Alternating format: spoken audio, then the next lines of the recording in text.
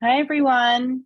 I'm Erica Daniels, founder of Hope Grows for Autism and mother of a teenager who is on the autism spectrum and has been using medical cannabis for about 7 years now.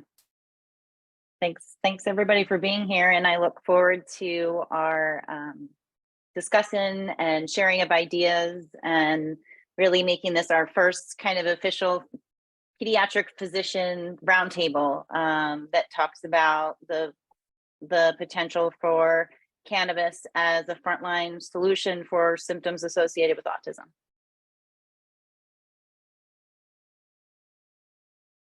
Dr. Ross, you want to tell us about yourself? So I am a developmental and behavioral pediatrician, which means that I did medical school, and then I did a 3-year residency in pediatrics, and then a 3-year subspecialty fellowship in behavior and development, seeing kids with intellectual and developmental disabilities and helping to integrate their medical, educational, and therapeutic plans so things were not a la carte for the families. Dr. Goldstein, little introduction, please. I trained as a pediatrician as well. And after residency, I went into the field of pediatric emergency medicine for about 14 years, and took a leave of absence because I was working at night and taking care of a young child during the day. And during that time, someone asked me about medical cannabis, and I didn't know a thing. So I started educating myself, and I switched careers in 2008 and became a cannabis physician. I started seeing adults mostly at the time here in California. And subsequently, after the CNN documentary that featured a little girl with Dravet syndrome, a severe pediatric epilepsy, I was inundated with requests to see pediatric patients for medical cannabis, and have since seen probably close to 2,000 patients at this point for pediatrics. Mostly children with epilepsy, autism, both diagnoses sometimes, and numerous other diagnoses like, cancer or other GI conditions, lots of different genetic syndromes. And it's been now about 15 years that I've been in this field. Okay, I'm Alan Flashman. I trained in pediatrics, then I did adult psychiatry in order to do child psychiatry. And when I was finished with 6 years of that, the neurosurgeon said, 6 years, I'm operating on brains, we go playing with children. So that's how I get along with neurosurgeons. Anyway, after I finished training, which was a long time ago, I moved to Israel 40 years ago. I live in the south, and the capital of nowhere. And I practice. Basically, I came to do academic medicine and ran away from that very quickly, and ended up doing primary care, mental health. Mental health is never exactly primary care; it's also secondary. And the brave women, the 2 mothers in Israel who discovered medical cannabis, literally dragged me into it. They said, "You're coming to Tel Aviv to talk to us, and we'll tell you why." And they told me why. They didn't have another doctor in Israel. It was very primitive. You had to get a license for CBD. So, we're way behind California, where Bonni was able to get started early. My first adult case was in 2009. And that was also an adult with post-trauma who dragged me into it. But these women dragged me into it about 7 or 8 years ago. And since then, I've probably seen between 1,000 and 1,500 kids. I doubt as intensively as Bonni has seen them, but they've passed through, and I guess a light kind of follow-up. Thank you. And Dr. Ross, why don't you start off? Share kind of your perspective on medical cannabis, how that fits into your practice or doesn't, and kind of the challenges and the benefits that you're experiencing regarding that. Sorry. It's okay. So listen, to get started, I just want to share a little bit of a personal story. And I think this is a place where a lot of us who don't have experience with cannabis as a treatment find ourselves, who grew up in my generation, is that I must have had either a conscious or unconscious bias about cannabis. I had never personally used cannabis, and my first real exposure to it was when my husband had terminal cancer and was using cannabis, and I began to realize just how helpful it was in terms of reducing anxiety, in terms of increasing appetite, improving sleep. And I think I mentioned that not to overshare, but to say that having that lived experience really opened my eyes to the therapeutic benefits of cannabis, and really shifted my perspective. So I think it was critical for me to have had that experience. And as a developmental pediatrician, particularly with my pediatric patients with autism, a lot of times they have a lot of very aggressive, inexplicable behaviors. And if I cannot attribute them to something like a comorbidity like ADHD or anxiety, which frequently happens, if I find myself in a position where I'm reaching for something like an atypical antipsychotic, like risperidone or aripiprazole, which are actually the only two FDA-approved medications for autism, that's where I take a pause and I think about cannabis, especially because those medications have just this horrible metabolic triad of, obesity, hypertension, diabetes. And I think that's frequently where I find myself beginning to consider cannabis as an option. And in my experience, has been a little bit mixed, but I've had huge success using CBD, THC combinations for that group.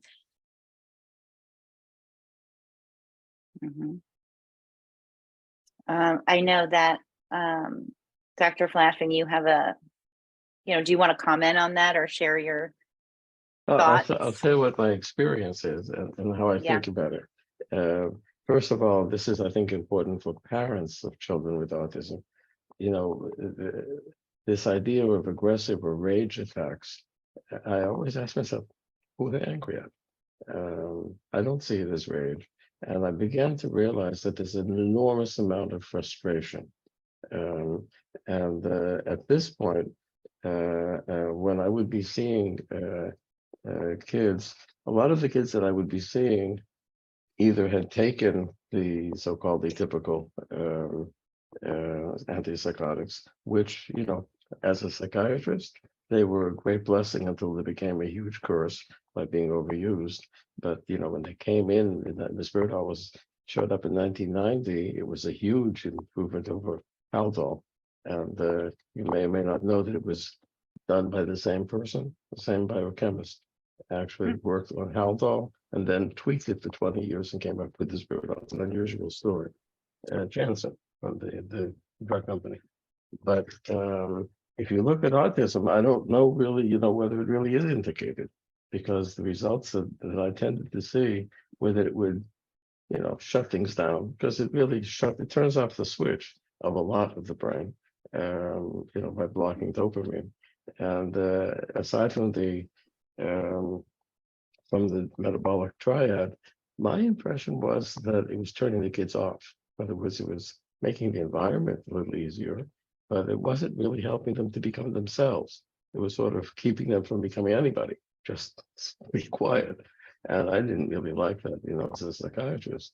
So my impression was that that cannabis was much better, and almost all of the kids, not all, but almost all of the kids that I've seen who were on medication stopped the medication. If they had a good effect with cannabis, what I generally did, people would come and say, "Can you stop the medication?" I'd say, "No.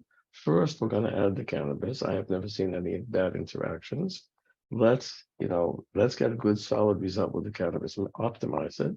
And then, Risperidol is murder to get off of it. It has to be done very, very slowly.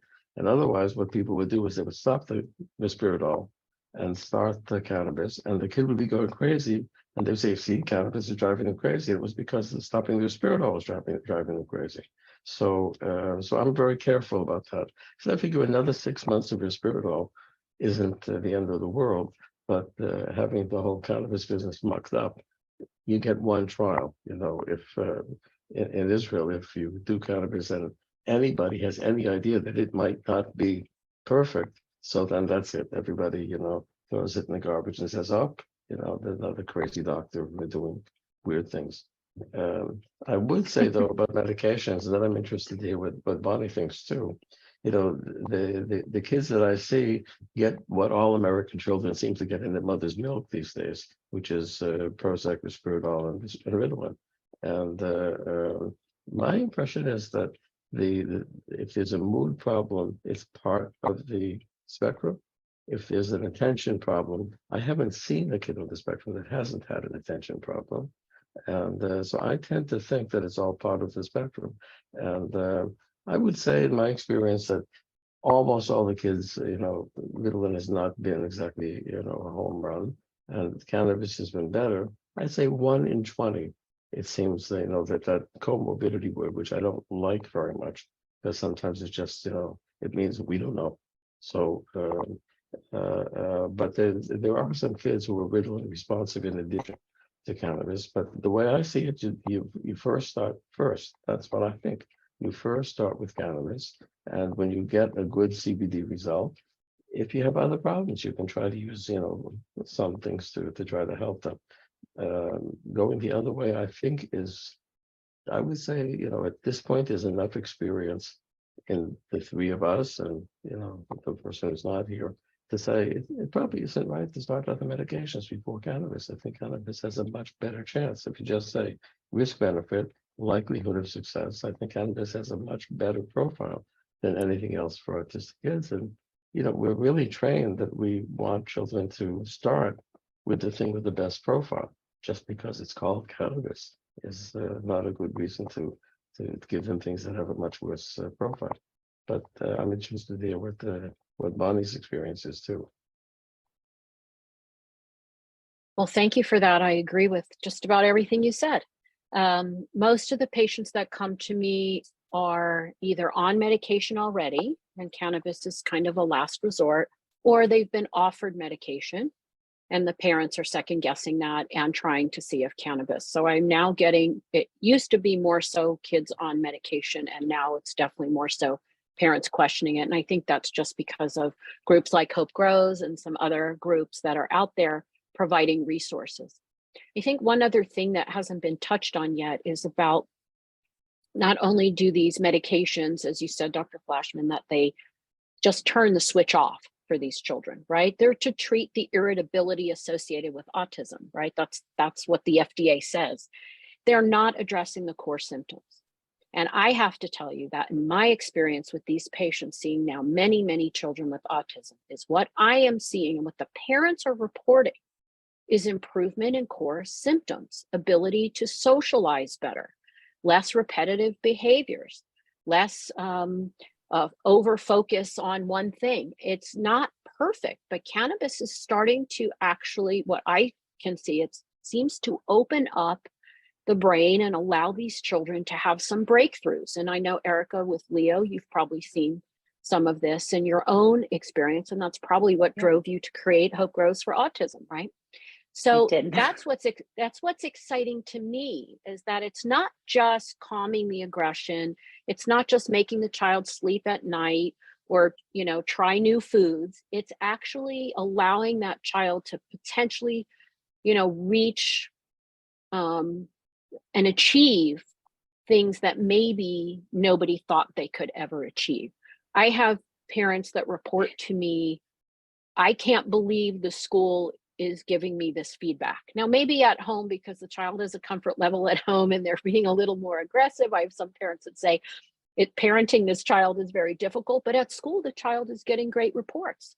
They're paying attention, they're interacting, they're following instructions, they're not having outbursts. They're moving from activity to activity without that difficulty with transition. So I think that, and I agree that certainly we have enough safety data on cannabis. Not only do we have thousands of years of people using it, but now we have a number of reports in the scientific literature, really just since about 2017, 2018, that show not only is there endocannabinoid system dysfunction, but that when you use cannabis, even if you don't get a great outcome, it's still safe and well tolerated. And that is so important to me. I have used now, in addition, everybody's talking about CBD, and I think CBD is great, but we have to remember, as Dr. Meshulam in Israel says, it's a treasure trove of compounds. I've been using, and because I'm in California, we have the freedom to do this. I've been using, of course, THC. I've been using CBG, cannabigerol. I've been using CBDA, which is the raw form of CBD. I've been using THCA, which not only helps with symptoms of autism, but I have a number of kids who did not respond to CBD for seizure control who are seizure-free on THCA, which is the raw form of THC, right? And then also just recently, CBDV, cannabidivarin, came on the market. And it is extremely exciting to me because this compound, which I have now started in a handful of kids, remember, I've been following kids now going on 10 years. Some of them only had partial response. They're not full responders. Not everybody is a full responder to really any drug, right? We have now a handful of patients in my practice who are going longer than they've ever gone without seizures, but also I started using it in autism, and some of the kids who where CBD and THC helped, but again, didn't give a full response, or let's just say there's still room for improvement. And we are seeing less aggression, less impulsivity, better eye contact, better socialization. I'm getting emails saying, oh, the school reached out to me and said, after 1 month on CBDV, what are you doing? He's a completely different child. And that's a child already on cannabis. One thing that I find too, that I think should be, everybody needs to be open to, is the layering of cannabinoids. So sometimes it's CBD and CBG, sometimes it's CBG and THC. And it's important to understand that we're not just throwing these out as cannabis physicians. We understand where these cannabinoids work now. We may not know everything, but we understand mechanism of action. We understand targets, meaning when you take CBG, it's not magic in your body. It has certain targets where it binds, certain targets where it blocks. These are very important things to understand because that's how we understand pharmaceuticals to work, right? It targets a dopamine receptor, or it targets a serotonin receptor, or the serotonin itself. It's the same thing with cannabinoids. They're not magic, they have targets. One thing that I have found interesting, just my last point here, is that I think that because cannabinoids are what we call promiscuous in the way they work in the body. And what I mean by that is they're not very selective. They hit multiple targets. For some patients, I have found that may not work well. We may hit a serotonin receptor when we don't need to. It's too much for that patient, right? And part of what's missing is, of course, the understanding where that child is coming from, what their brain chemistry is. And so we're kind of blanketing everybody, at least in my practice. I try to be very thoughtful about, okay, what are the main issues with the child, which cannabinoid? But I explained to the family, and luckily it's not like Israel here, which is if CBD doesn't work in this particular ratio, we're going to try something else. And if that doesn't work, we're going to try something else. And if I feel that if I explain that in the beginning, when I first start with a family, they're willing to go the mile, the extra mile really, to just, kind of rule it in and rule it out. And Wendy, you mentioned my book, and that's what I write in my book, rule it in or rule it out. This particular compound either suits you or it doesn't. If it suits you, we're going to figure out what dose. And then if there's room for improvement, we layer on another. And most of my patients, believe it or not, are layering. And I also find you can use lower doses, so it's less costly. I just want to say, Bonni, I mean, that doesn't sound much different than how we want to prescribe any kind of psychiatric medication for children, is that we want to set expectations, and there's some degree of, I don't want to say educational guessing, but it's trial and error to some extent, right? So I wouldn't judge the cannabinoids on the need to sort of try different things, because I don't really think it's any different than any other treatment that we use, right? I agree with you. And that's what I tell the parents after they've come in and they have 15 drugs listed. And I say, so you see this list? That was all trial and error. And that's what we're going to do for another year. But hopefully, and the beauty of cannabis is if it doesn't suit you, you don't have this long weaning period.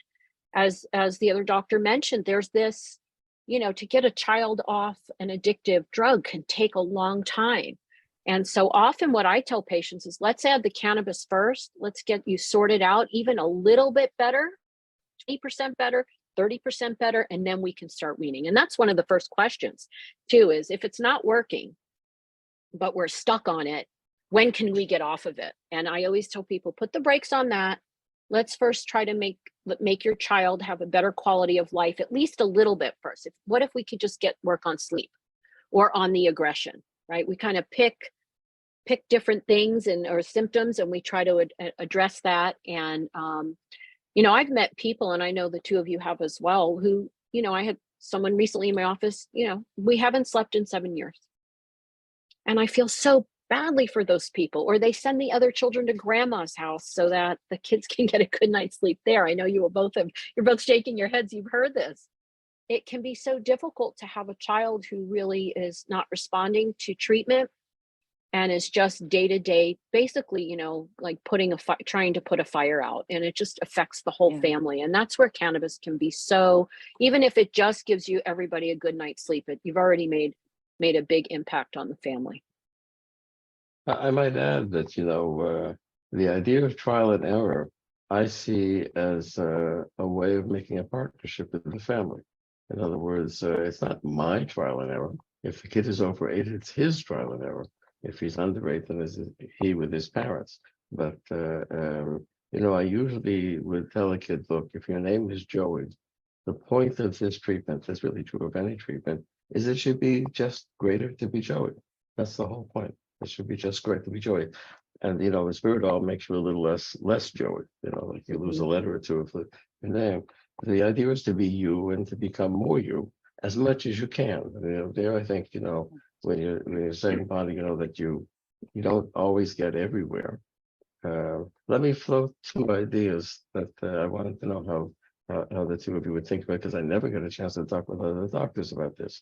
One idea is, as I started to use this, use the CBD, and in Israel we used it with 1% THC because there wasn't any pure CBD. Now, a year ago, CBD pure became legal. And so now I don't bother with the license, and I start with just pure CBD. But the results are not yet in. But I would, be doing this, and there was this one paper that suggested that there's a rigidity in the brain in moving between default and resting the default state and executive state.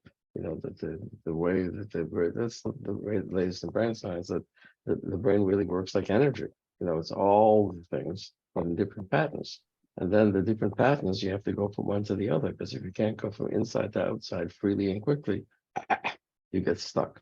So I had the impression that a lot of these so-called rage attacks are really frustration attacks. In other words, that the world was asking him to do something he just couldn't do. And what he needed to do was to sort of do what in the psychoanalytic literature is referred to as going into a shell. And you create a shell by banking on something and, making it the largest organ of your body, that the skin do something to your thalamus to just relieve some sort of frustration. And so I would, so I would do this, in general. And then every now and then I would talk to parents, and they had one of these little geniuses, because some of our autistic kids are also these little geniuses. And I would tell the parents, there's this thing inside and outside of it, maybe it makes it more flexible. And these kids would say, how did you know that? That's what it is. So that doesn't happen very often. And so that it made me think more and more about brain flexibility, to the point that at this point, I think that the future of autism is really as a set of different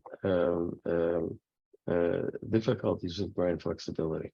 And, as the two of you probably know, the term autism, we've been talking about communication is old stuff. And it began with blaming mother, and it began with the fact that the myth that a baby is autistic, and then you gradually grow to communication. And so everything is regression. I mean, nobody thinks that now. So, you know, we're stuck with this old term. I think that brain flexibility is probably more to where we're going for the future. And I think we'll find, as the fMRI will give us, instead of 2 states, 20 states, and how you move between the states, my guess is that we'll see a bunch of different kids, and then we could find out when CBD and so forth. The other idea I wanted to float is I'm not a big fan of reductionist pharmacology. I think that it gets us to a certain point, and it doesn't let us go beyond it. And the reason I say that is because, you know, the two of you may know that when a dinosaur like me was being trained in psychiatry, everybody knew that there was one transmitter that was the problem. And everybody knew that it worked like, guess what, like the stock market, too much, too little. And that was norepinephrine. Norepinephrine. Everything was norepinephrine. It went up, it went down, up, manic, down, depressed. Everybody know one. And then, the pills were really very dangerous. A 2-week handful would cause cardiac arrest. So we used to give people 3 days at a time if there was a total nightmare. And then, because Elavil put people to sleep, the drug companies figured out that this is a good sleeper. Let's go look at serotonin for sleep. And they created Prozac for sleep. And everybody was, you know, surprised. So that would have made a scientist and not a drug company say, it's not just noradrenaline. So it's also serotonin. Why would nature choose one horse? Nature doesn't ever do that. So it must be a balance. And then there's another 38 or more transmitters. So let's look at the balance between the transmitters. But unfortunately, that was before there were computers, and that would have been too complicated. So we just said it's serotonin. Suddenly, it isn't noradrenaline, it's serotonin. This is one of the least scientific moves that I've ever experienced. Of course, then, you know, there were some that also do noradrenaline. But the issue is, I think, balances. And what the idea I wanted to float with you is that when we talk about the cannabinoids and the endocannabinoids, I would like us to think about the balance between them. See, I think that you're sort of seeing that with the layering, and that it's not CBD does this or you know, but and sometimes when I saw the kids, I would see that some of them, I'd say 1 in 7 that I saw, needed THC. CBD actually made them a little bit more jumpy. And so I thought that, you know, the CBD THC receptors, but it's more complicated than that. You know more of the complication than I do, that they have to be balanced. And some people have too little CBD, probably 6 or 7 out of 8. So you give them CBD. Some of them have probably, they're unbalanced and need more THC because those kids seem to do well with THC. So that's the idea. That's just an idea. So what do you folks think? Well, I can comment. So we know that our endocannabinoids are biphasic in their properties, meaning low anandamide can be overstimulating and higher anandamide is more calming, and the cannabinoids work the same way. And I have definitely seen in my pediatric practice, and I see it in some of the articles too, that for some children, CBD is overstimulating. This is a very important thing to share with the family. I'm going to start at a low dose because we always start low and we titrate up. And if low dose overstimulates your child, we're going to go higher. And people say, what are you talking about? A little bit made my child run all around the house all night long, and now you want to give them more? And so people, it's very counterintuitive. But if you explain these biphasic properties, it becomes much easier to understand, okay, we're going to go higher. And when we go higher, sometimes we get that calming effect. I agree that some children absolutely need some THC. In one of the studies that came out of Israel, it looked like 50% of children responded to a 20-part CBD to 1-part THC ratio up to a certain point.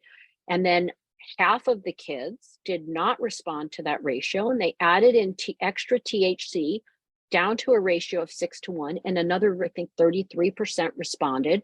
You're talking about close to 83% response rate But this also goes to the idea of one size does not fit all, right? These kids are not the same. We check the box, autism spectrum, but they all have their own unique expression and manifestation of their difficulties. And I think that, again, the way that we have to address that is you have some clinical experience. When I have parents coming in who say the house is destroyed, we're at the point where like we're afraid of our child, especially if it's a teenager getting bigger, we have to include some THC in there to help with some of that rage and that aggression in the beginning. It's not getting them high. I don't have any patients that are high, and I have to tell you, some of them are on really high dose THC that would put all four of us, if we shared the dose, under the table for about 3 days, right? But happy. but they tolerate it. And why is that? And this is an oversimplification, but there appears to be this dysfunctional endocannabinoid system. And now we have 2 studies, one from Stanford, one from Israel, probably more in the works, looking at levels of anandamide, one of the main endocannabinoids. And these are low in children with autism. They are statistically significantly low, to the point where it is now being floated as an idea that maybe anandamide levels are a biomarker of autism. And we don't need to wait till a child is 2.5 or 3 years old.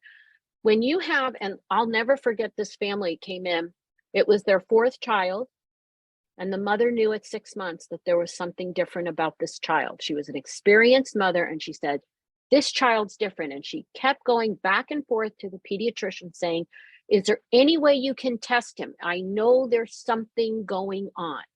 And sure enough, at 2.5, he was diagnosed, but she knew from very early on.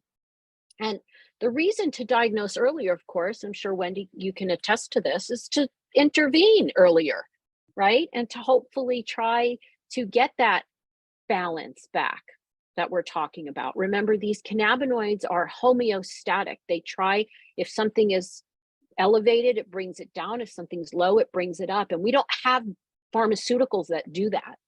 That's where this botanical medicine is so very special, in that it can do that, because that's what our endocannabinoid system is doing. If it's okay, I'd like to mention just the research that I did with the pharmacometabolomics, if that's okay. So in this research I did, we collected, so the idea was to collect saliva from children with autism before their medical cannabis was given.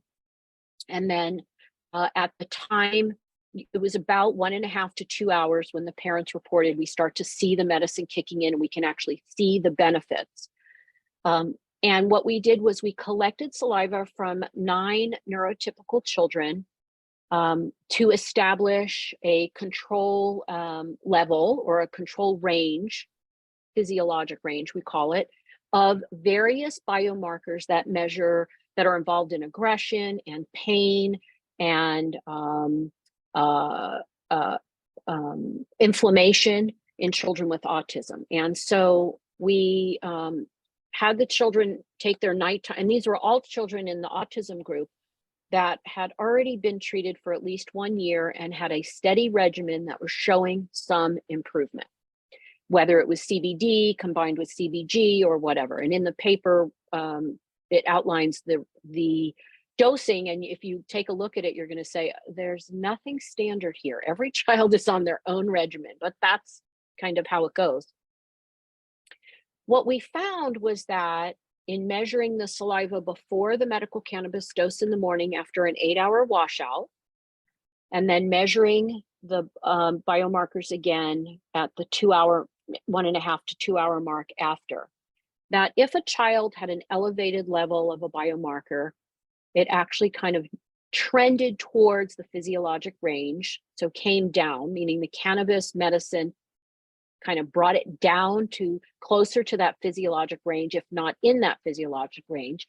And if it was too low, it brought it up, documenting that homeostasis, that ability to balance out those biomarkers. And what's interesting is that 94% of those biomarkers trended towards the physiologic range. That's a very high number. We also found that in looking at some of the baseline, we could determine at least preliminarily, that who might benefit from cannabis and who might not benefit from cannabis, which I think would be very helpful, because I always feel bad for the families that come in who really don't find benefits. And I'm not sure why they're not finding benefits, but I usually find it's more some of the mild cases of autism where the child's actually overall doing pretty well, but they just want to see if they could get some improvement. It seems to me, and I don't know if that's your experience, but it seems to me that some of those kids, just even on low dose, high dose, trying multiple different products, we don't really get anywhere. But maybe because there's nothing to fix, right? We think about that. And it does seem, though, that for many of the kids who have aggression, cannabis can really be the answer. And in our research, we found that we did an age range from 6 to 12, that the older kids who are probably likely getting into puberty seem to have some of the better results, which was really interesting to me. Now, of course, it was a small number. We had some limitations, of course, in the research, but we're excited because it looks like we're going to be doing a much larger group and it will be more robust. So we'll be able to really determine which biomarkers are significant, which biomarkers respond to which cannabinoids, and to hopefully have some objective way to measure benefits, who might benefit, and potentially, let's say someone gets a certain benefit, but they're, like I talk about, there's room for improvement. Can we use those biomarkers to help narrow in on what product or cannabinoid or terpene might be beneficial? So to help give a little less trial and error. Yeah, that would be nice, because it's very overwhelming as from the family's perspective. I just have a question. So do you ever have, in my experience, some of my families, and if you could speak to this and explain it or help me understand or know what to do, where their child would be doing really well on a formulation, and then it's almost like they need to take a little break and then reset. I don't know if you guys can speak to that phenomenon. Well, in my what I think is happening, and I don't know that we understand fully, but I think what's happening, you have to remember, if you're coming in when you first start cannabis with a dysfunctional endocannabinoid system, and I see this with many of my adult patients that I took care of and still take care of for many years, people who hang out with me for the last 15 years that I've been doing this, they want to stay in my practice even though I'm a pediatrician. I hear all the time, oh, you know what, I just don't need as much, doc. And I think, oh, isn't that interesting? Part of it is you're upregulating the endocannabinoid system. So the tone gets better, right? So this improvement, and you just don't need as much. That's the one that makes the most sense. The other part of it too is there's one article out there from a number of years ago that does report what we call reverse tolerance potentially as a mechanism for CBD. So reverse tolerance, right? The opposite of tolerance, where I need a higher dose to get the same effect. Reverse tolerance, I can get away with a lower dose to get the same effect. And part of that, I think that reverse tolerance is probably tied into that upregulation of the endocannabinoid system. And I see it in my epilepsy patients. I had a patient who was seizure-free on 8 milligram per kilo per day of a 25-to-1 CBD to THC for years. And out of the blue, seizures started. And I said to the mom, we're going to take a break. And she almost, lost it. She was like, what do you mean? I'm not going off of this stuff. I said, look, I think after all this time, we're seeing upregulation, we're seeing balance, maybe healing. Who knows? Maybe he was going to outgrow his seizures anyway, right? None of us know that. He has a idiopathic seizure disorder. Cryptogenic. We don't know why. We slowly lowered. He's on 1 milligram per kilo per day. Again, still now going on, 6 years seizure free. And it was only these breakthroughs, and the response was to lower the medicine. Now, we don't find that with pharmaceuticals, right? But you have to remember what is the underlying mechanism. And I think it's improved endocannabinoid tone. And also, I just want to say one thing. Children are moving targets. I always tell parents, we may get to the Holy Land, but then it may change because they're going to hit puberty. They're going to grow. Children grow and change every day. and they're moving targets. So you have to kind of expect that we're not going to get them on a dose and keep them there and then never change it. That's just not going to happen. I haven't found anybody yet that where, that has happened. I had one, you're talking about the long term. I haven't had those experiences, but I don't have the experience that you have over time to be so precise with it. I have had sort of the usual pediatric experience that after 3 or 4 years, you need to raise the dose, sort of linearly. That seems to happen. But there were some kids who about a month into it, suddenly they would respond, and then a month into it, they would stop responding. A month, 6 weeks. And one of the mothers who brought me into it is an excellent naturopath. And naturopaths have their own way of thinking, which we don't always find intuitive, but some may overlap with some of what you were just saying. She said you have to take a break, but these kids were taking a lot of breaks, and my impression was that it wasn't in the endocannabinoid system; it was in the liver.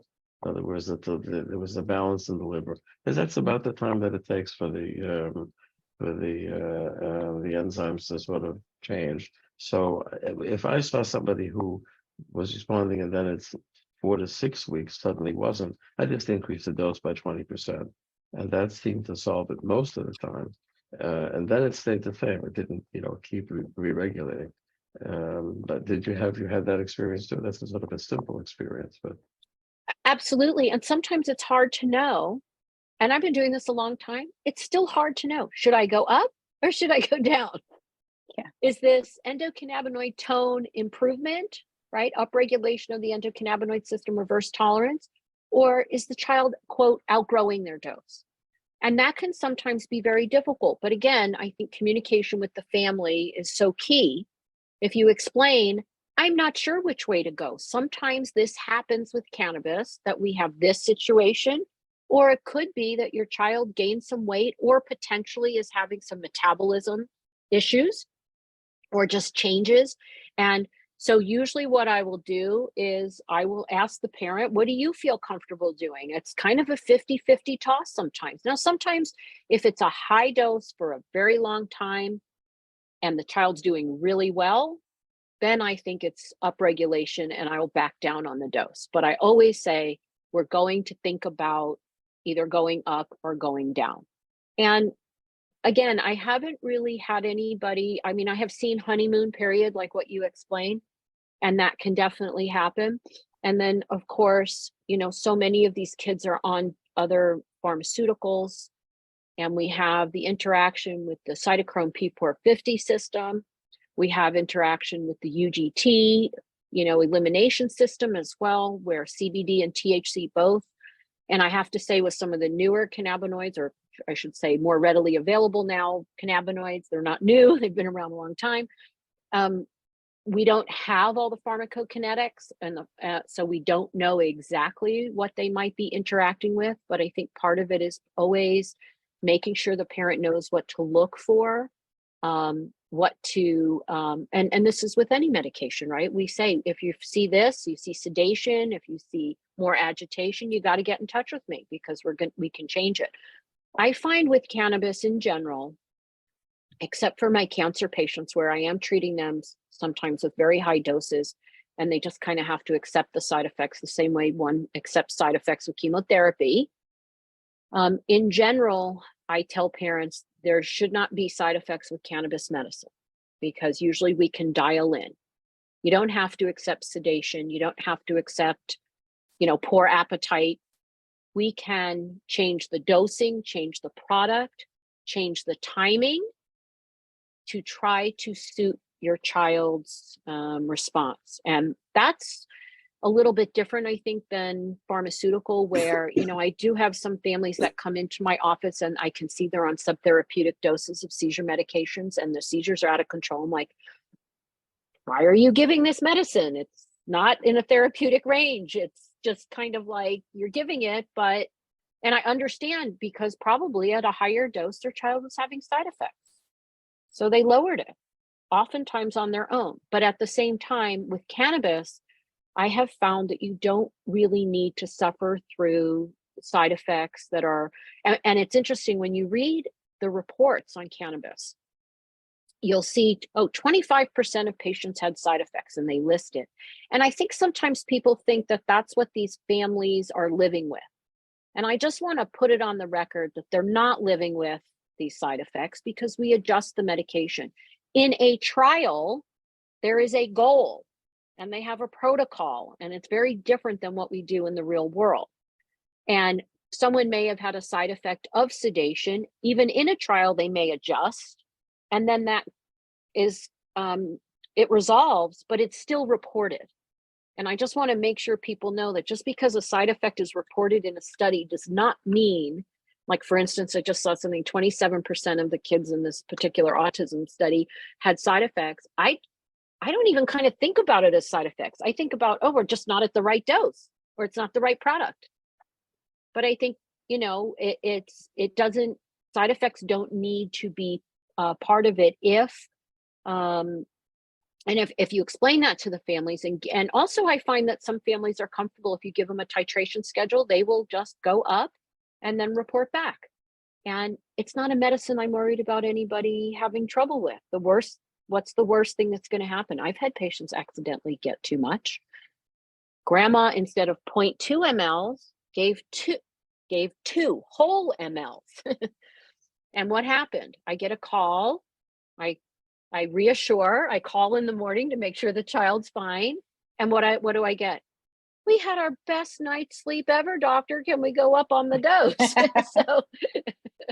So sometimes a mistake is a good mistake. I just recently had a family who was on one particular oil, just started with me with autism. It's an 11-year-old, fairly aggressive, struggling at school, has been on, I think, 7 different medications, is still on 3.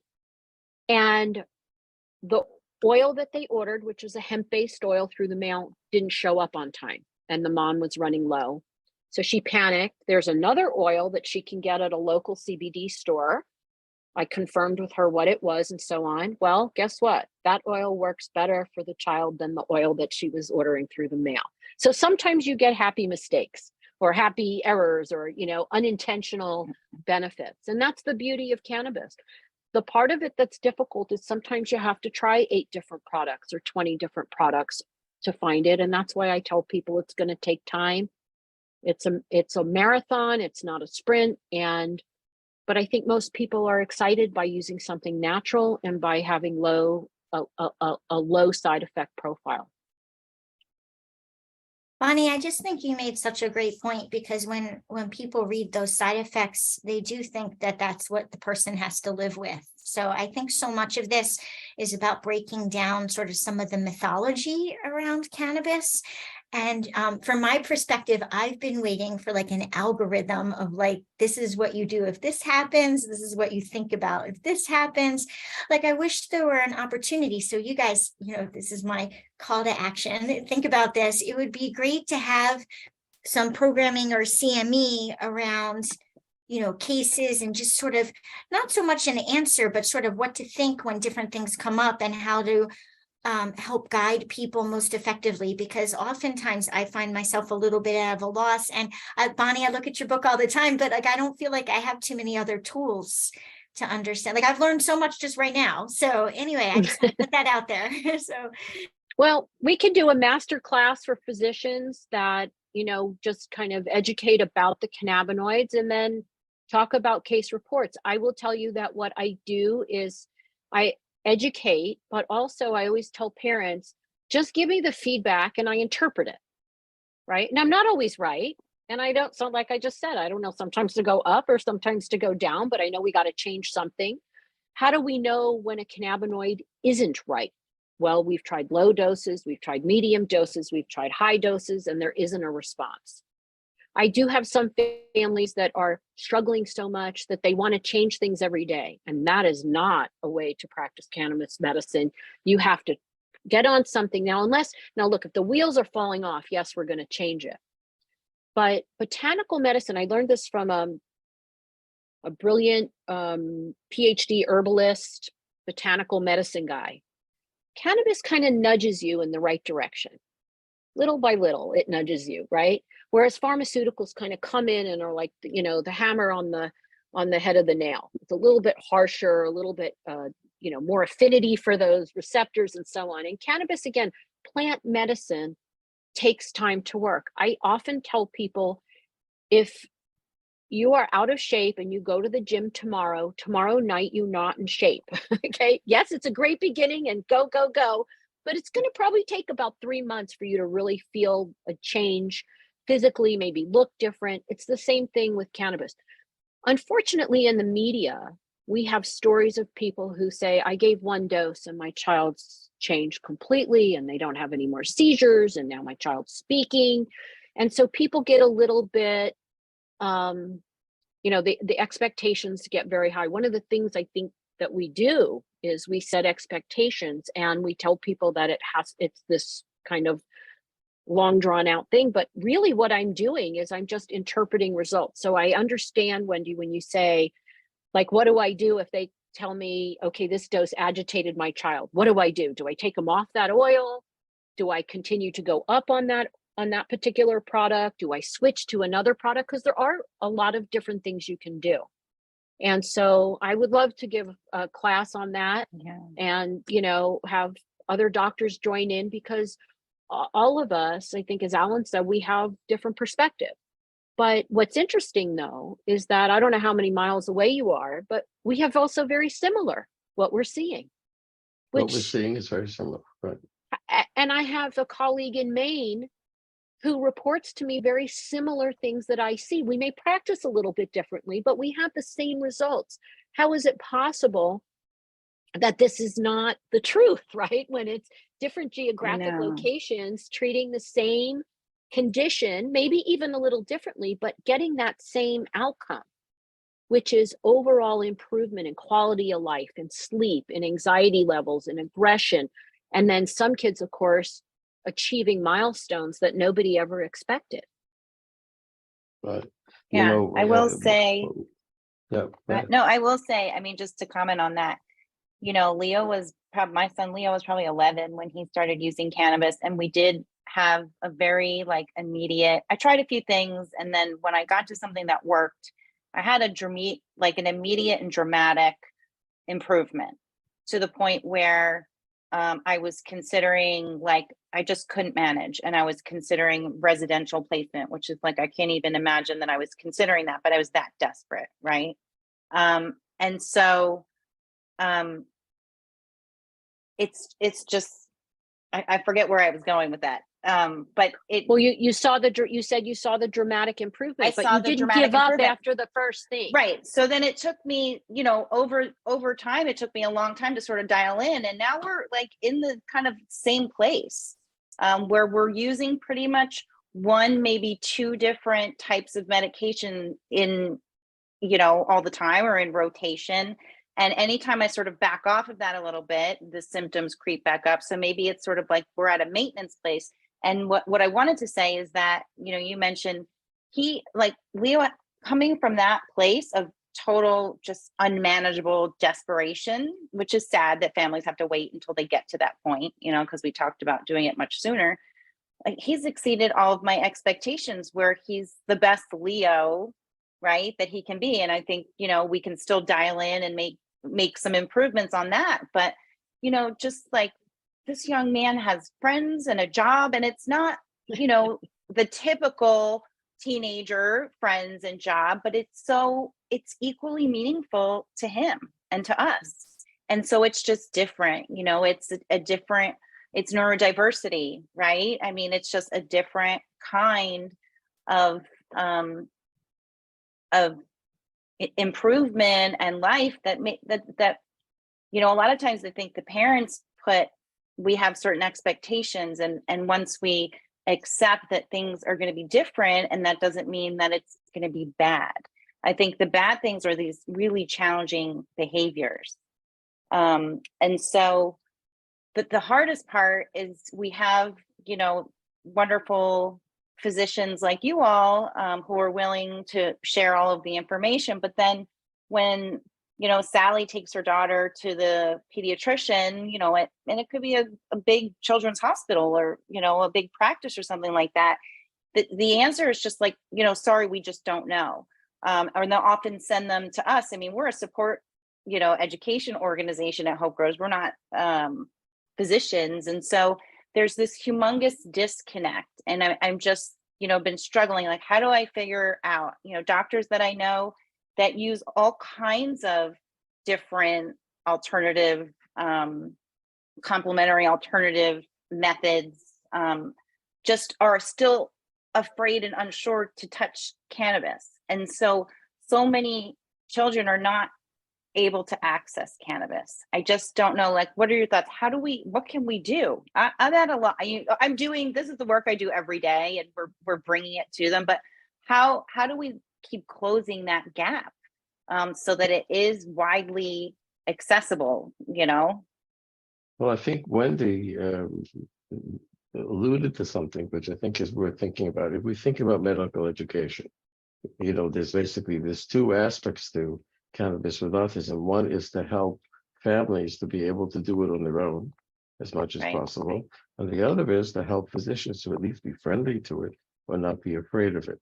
And Wendy was sort of intimating something that I think is true, which is that I think that physicians, to begin with, to get comfortable with it, they need actually an algorithm. They need a sort of a decision tree. And, decision tree can include, in the circle part where you ask the question, before you decide yes or no, it can be subjective. It doesn't have to be objective. And actually, at one point, I created a beginning algorithm for the conference I didn't show up with in Germany. I was supposed to meet you, Bonni, in Germany. No. And then they didn't fund it, so I didn't go. But what I was planning to do was to present an algorithm as part of medical education. My algorithm isn't adequate, it doesn't include all the experience that Bonni has. But I think that an algorithm helps physicians to follow along and to say, because actually it doesn't so much matter, which you do first, because if it works, it works. If it doesn't, you do the other one, and it's safe. So, a lot of these questions but a physician really would like at the beginning. Afterwards, we all throw the algorithms out at some point. That's what's called living, having confidence. But at the beginning for practice, I think that let's say an agreed upon algorithm for how to proceed with, I think it would give physicians confidence that maybe that's one of our missions here is to create, but thinking, because there's cannabis science, which is a little bit beyond what the average beginning pediatrician is going to do this needs. And there's the algorithm for clinical guidance on how to do it. It needs to be backed up in some way. When I was actually sort of enlisted, and then it fell apart because the ministry in Greece changed. There's an Erica Daniels in Greece. Jacqueline. Jackie, right. Jacqueline, yeah. Yeah. So Jackie actually knew somebody that I knew. I met her at the beach in Tel Aviv, and we had made a plan to use neurologists because it looked like pediatricians were hopeless in Greece, and to train them. The idea, it was a training program that I was going to come. I was actually starting to learn spoken Greek to do this.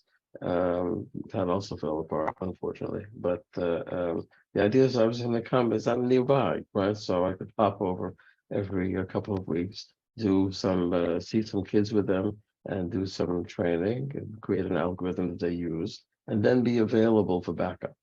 And I think the availability for backup, which can be email, it can be WhatsApp, it doesn't have to be in person, is also important for physicians at the beginning. So it's, it's a matter of sort of finding an area where some physicians are interested and giving them a lot of backup, and assume that afterwards they'll spread it and they'll do it.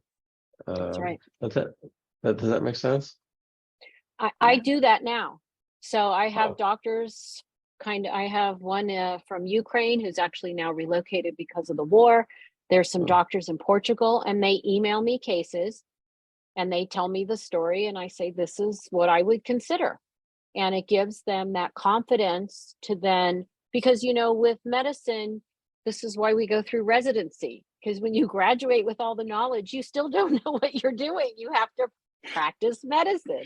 You have to learn how to interpret where to go, what medication is appropriate, all of that. I mean, I remember my first day of internship, I was afraid to even write a prescription for Tylenol in the hospital because I didn't know if it was appropriate, right? And, you know, this is why it takes so long to train doctors. It's because we do have so much to learn. There's no internship or residency for cannabis medicine. And I just completed, and I will share with you, I just completed a 6-week, 12-hour course for physicians. We couldn't get CME just because of the time, but we had 20 physicians and other healthcare providers that sat in on the course. And it was more of a practical course. I mean, the first 2 lectures or first 4 hours were heavy science, kind of like the first 2 years of medical school. And then the rest was clinical. How do I apply this? What do these cannabinoids do?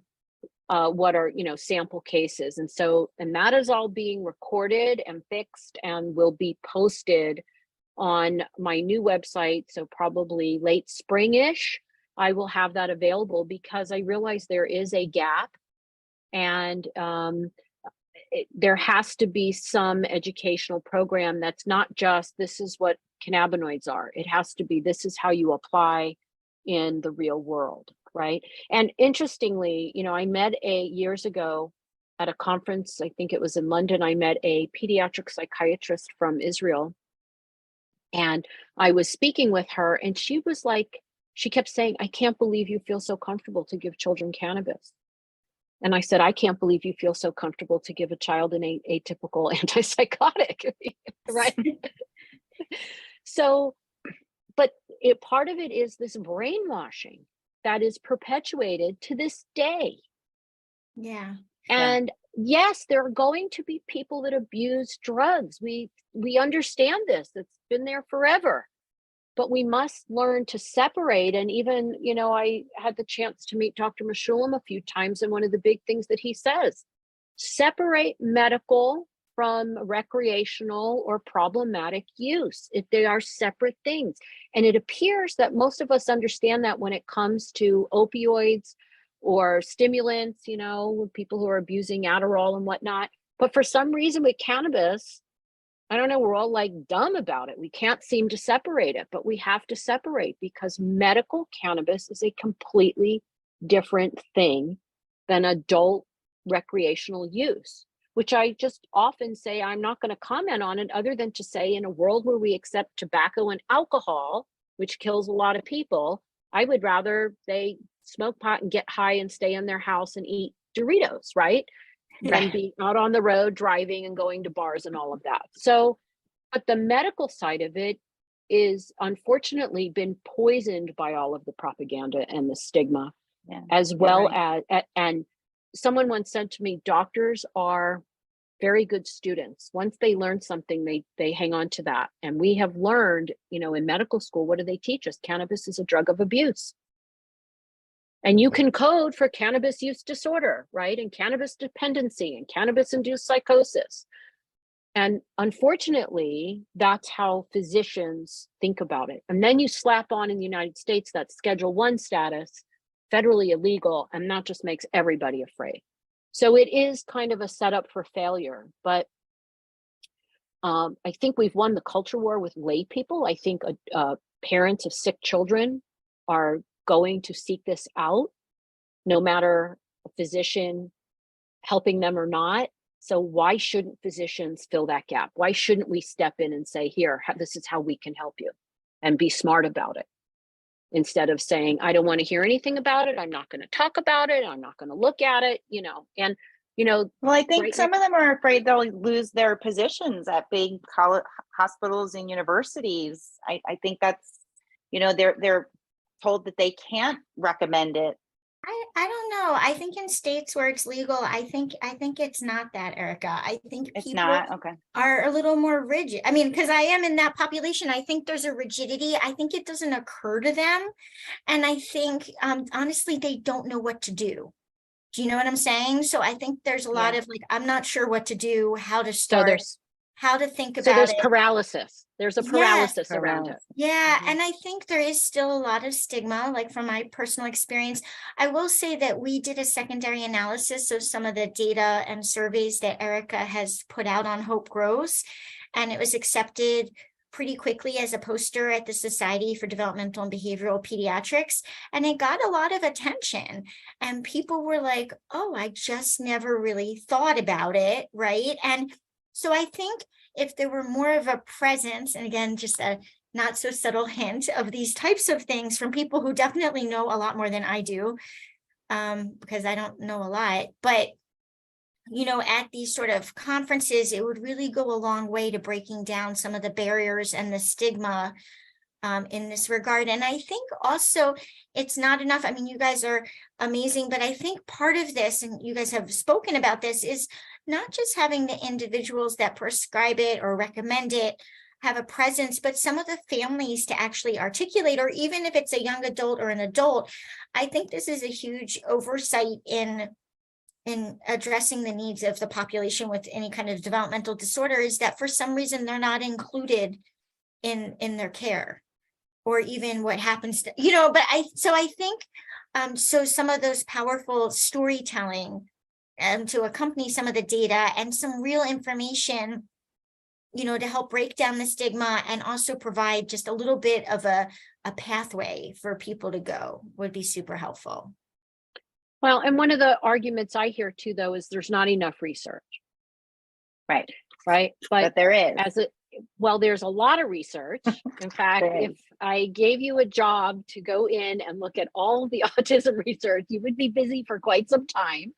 But the problem is that, again, we are trying to fit a botanical medicine into a pharmaceutical model, and it doesn't necessarily fit, because different what we call chemovars, or chemical varieties of what they call strains, they're going to be different. And if you pick one and apply that to, let's say, 50 children, I'll tell you right now, some of the kids are going to do well and some of them aren't. And then your study is a little bit tainted because, well, how come we didn't have more kids respond? Well, because there's so many different nuances. The extraction method can matter. The terpenes matter. The cannabinoid profile matters. That's why you have to try different things. And I just don't, even though it's very similar to trial and error with pharmaceuticals, it still just has that whole kind of botanical medicine, not enough research, and everybody in the medical world kind of wants one medicine to kind of fit everybody. And it just doesn't work that way. And when I first started doing this, it was one of my biggest pet peeves was I'm going to have to relinquish some of that control, which is, I don't actually know. I know what's in the bottle, like in terms of CBD and THC and a few of the terpenes, but there's a lot of stuff in there. I don't know what it is, right? We have doctors or researchers still trying to figure out all of the compounds. 530 compounds last time, I think over that. That's a very different animal to physicians who are trained kind of in the allopathic model. And I think that we have to learn or kind of accept the fact that the research isn't necessarily going to give us every answer. But I also think it's the stigma, because if you look at the studies on ABA, they're not that great. You know what I mean? So I think people are willing to accept that. But I also, what I hear you guys speaking to a lot is that, people try to apply to the brain what they try to apply to the rest of the body, but the brain is not really the mind also. You know what I mean? So I think there's so many other factors that go in to these kinds of treatments that we may never understand, even for allopathic medicine. You know what I mean? Because the same rules that apply to the other organ systems don't always apply. I mean, I think we probably know more about outer space at this point than we know about the true brain. workings of the brain. And we all have brains, but we have not all been to space, right? So yeah. And when I was educating, doing this class for the healthcare professionals, I did a deep dive into how cannabinoids affect neurotransmitters. And I have to tell you, I was no pun intended, in the weeds for a while, because you get lost in some of that research trying to really first understand the neurotransmitters and then understand how cannabis or the endocannabinoid affects those neurotransmitters, it's really, there's a lot we don't know. And like you said, we may never know everything, of course, about the brain. But I think one of the things that helps me is that if I have a relationship with a family and we have the ability to communicate with each other, and I can give them, reasonable expectations of what we're going to do. And I tell all of them, if I think your child turns out not to be a candidate, I'll be the first one to say it. I don't have any skin in this game other than to help your child. We're going to figure it out. And if everybody could just take a deep breath, we'll move forward together and we'll try to figure it out. And when you see those great results and a parent says, well, how come my child started speaking on CBG and didn't do it on CBD? I don't know. I'm not sure. I can't tell you because we don't know enough about it, but we're in a good place. So let's just be happy with the win and keep going. It's interesting. We're struggling with this issue of the enormous success of the war on drugs. I mean, you take a lie, you do it for 50 years, and you can't take it back. So about cannabis, I mean, it's. I'll try to get to that in a minute, but there was another side that I ran across because there's the organization of ASPEs in England. We no longer use that term because Asperger was discovered. I knew this originally because he did his study in Vienna in 1942. He was a Nazi. So people have stopped using his name now. So that's unfortunate because in England, Aspie, who knows who Asperger is, but Aspie is a deep name. But anyway, the Aspies in England had the following situation. Big business was taking them in because they were great workers. You give them a task and they would do it and they would stay with it and they wouldn't be wasting any time flirting or coffee. They were really good workers and they would work and they would be successful for about 6 months and then they would go to hell and they would all leave. And so the question is, why were they leaving? The answer was because they're Aspies. In other words, they couldn't get along with people. It was the social climate just didn't work for them. So I had this discussion. I ended up having a meeting with somebody from London who was interested in the business side of it, and I was explaining to him that few drops of something botanical, and you might be ending up with people who can stay at work. And so I thought we were done. He said, well, tell me how do you use it? So I started to talk about the trial and error. I said, no one will invest in that. If it's trial and error, so that there's an economic problem as well. That because what you're doing is, in some ways it's physician labor intensive. Although the truth is that if you do the right collaboration, the parents are doing most of it. And you're sort of just, as you say, interpreting it or guiding it. But it's hard for people to accept it if it isn't. That's why I think that the algorithm might, put it this way: if the war against drugs was so successful, how are we going to mount the counter war? In other words, we have to think of something that's actually going to work. And I think that perhaps also, aside from physician training, there's something about medical students before they're spoiled. They still have an open mind until about the middle of the second year when they're getting ready for clerkships and competing with each other. I don't know if that was your experience. And there's something, I think, that if we could create a media base that sort of takes apart the war on drugs, says, this is why they told you cannabis was, because most people don't understand. See, I'm a dinosaur. So in 1973, when cannabis was listed, there wasn't the doctor in New York who thought that was medicine. Nobody. And half of the class was smoking. And, 73. And, but nobody thought that there was any science behind it. Everybody knew it was political. And so for me, You were talking about, how you come and for me it was obvious, people say they smoke and they feel better. Yeah, I know that. So, if it helps them with post-trauma, that makes sense to me and so forth. But it doesn't make sense to people who've been taught that cannabis, you see, they're sure that it's addictive. And all the drug dealers that I used to know in the Bronx always used to say, oh, the grass, you got to put something in it because it's not addictive. And if it's not Right. addictive, they won't come back. And a Right. little strychnine to it to give a big bang because cannabis Right. doesn't really.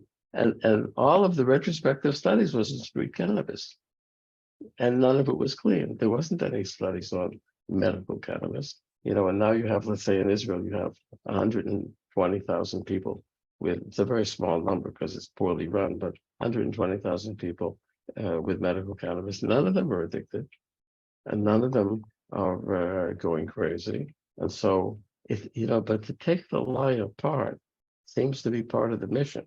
If you don't take apart the lie on cannabis per se, which includes, mainly THC, if you don't take apart that part, the cannabis and CBD, they just say, oh, it's cannabis. That's the problem. So that's another sort of question about how to create a statement that doesn't just say we have a different view, but say they've been lying to you.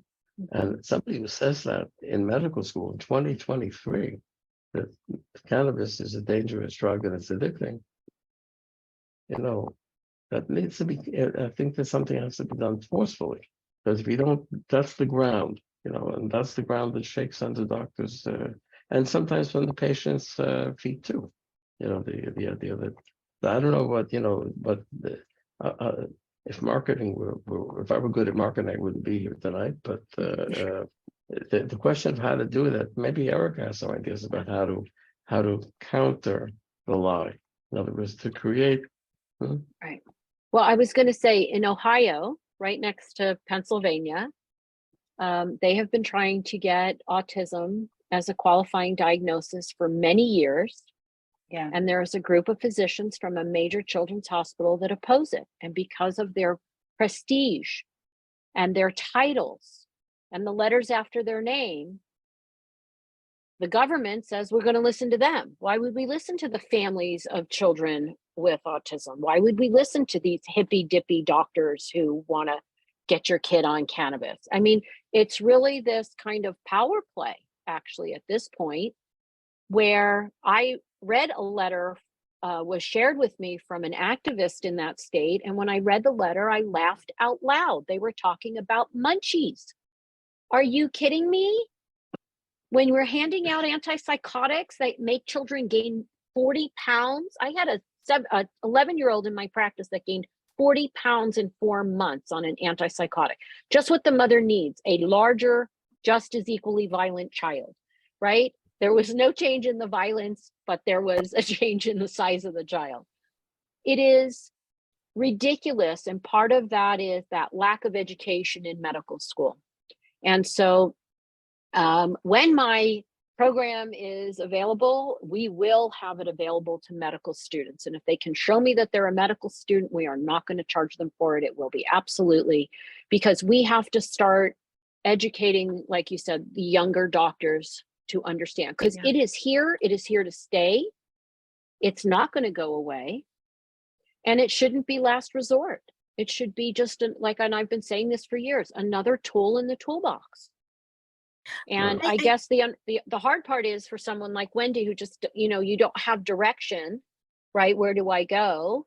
What do I do? I mean, just email me. I'll help you. I'm happy to help any doctor out there who's willing to treat a child. And Dr. Ross is a director of, I mean, you're in a, you're a director of a center, an Autism and Neurodiversity Center, I mean, this is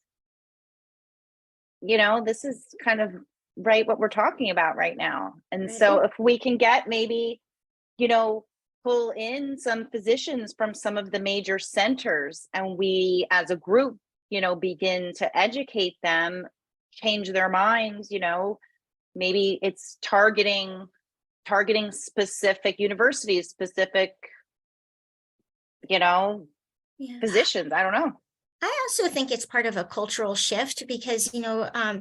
both Bonnie and Alan are talking a lot about, listening to families. And I think, unfortunately, that's something that's also left out of medical education and in how that at our center, we're really trying to build back in because I think, when you're prescribing something Risperdal, like there's a dose, I mean, but I think this idea that healthcare is a reciprocal process and that we have to be really good listeners and we have to listen not only to what people are saying, because some people are non-speaking, but we have to listen to their body language. And for, to both of your points, a lot of times behavior is a form of communication, right? If I'm frustrated. And so I think it's really about a shift in cultural awareness from something being illegal and bad to something being perhaps very helpful and nuanced, and that it's worth educating ourselves about, to also how we collaborate with families in terms of finding the right formulation for them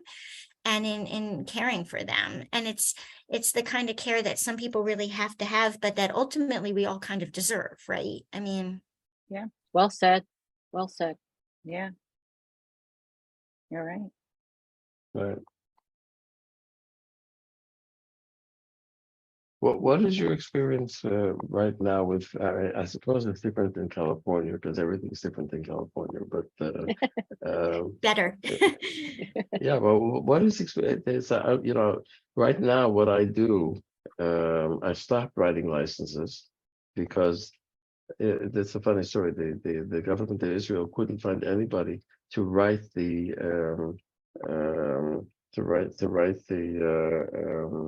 what's the word? The indication for medical cannabis for autism. It wasn't there, and the women pressured them, and they needed to show that they were doing something because they hadn't had a new indication in 2 years. So they said, okay, we'll do the indication for autism.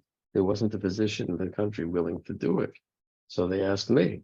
And of course, I wrote to one of the cannabis activists. I said, they hate me. Why? Because I criticized them about how they do how they do post-trauma, which is, in my area in the South, we have 30,000 people who are post-traumatic from missiles.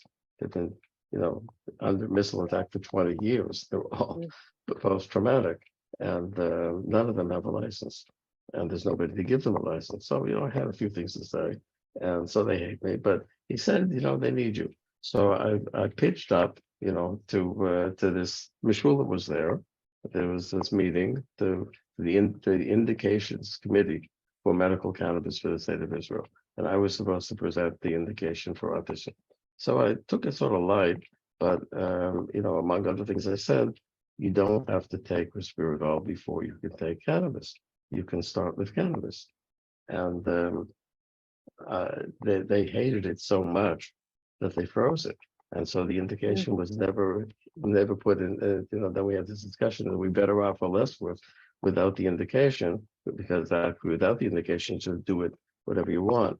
And 4 years later, after freezing it, somebody else, I think I know who, wrote the indication that included that you have to have 6 months of the medications that are indicated for autism before you can have, and so then, so how would we get them a license? We would give them a prescription for Risperdal and say, here, take this and donate it to somebody. You had to prove that you bought it, but you didn't have to prove that you took it. Thank God there were no blood levels. So 6 months of this and 6 months of that, and then you could get a license. So at this point, I stopped, now that it's legal, I'm doing a lot of diagnoses because people need disability forms, for autism to get entitlements. So I'm doing a lot of, diagnoses. And after I do the diagnosis, I say, now that's not important. Here's what's important. And I talk to them about cannabis, and I get some really strange responses. The people say, some people say, oh, a plant, that's wonderful, because they actually see the ultra-Orthodox people have never been poisoned by anything because they weren't on the list. So they, the war on drugs, like everything else in the Western world, skipped over them. So they're innocent. And then you can say, it's a plant and it's better than those Western medicines. They don't like Western medicines, so they were happy. And it turns out that the word cannabis is in the Mishnah. It's in the ancient Jewish code from 1800 years ago. It's just this cannabis, and the little things, the Y, they didn't know Greek when they were copying it, so they made it longer and it turned into an U. So it's called canvus, but canvus is actually cannabis. So when they hear that, that makes them feel a little bit more at home. But a lot of people say, but I need somebody to tell me that it's not a drug. And I have this discussion. I said, well, I'm telling you it's not a drug. No, I need somebody else. In other words, I need some other authority that says this is okay. And I don't know where that other authority is sometimes. I think that is so powerful what you're saying there. The first thing you do is talk to them about cannabis. Like, just think about that, Wendy, is that you do probably evaluations, or other doctors that do. I mean, the feedback from families is they walk out of, in the US, they walk out of evaluations a lot of times because there's long waits to even get an evaluation now, and they don't know where to look. They don't know where to start. They're overwhelmed. But it just seems so simple the way you put it, but I'm going to use the word foreign. Where it feels foreign, but it shouldn't be. I mean, I intrinsically believe that, but hearing you say that, I want you to keep saying that.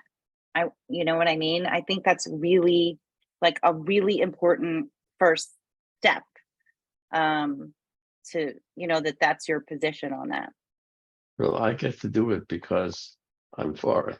And Right.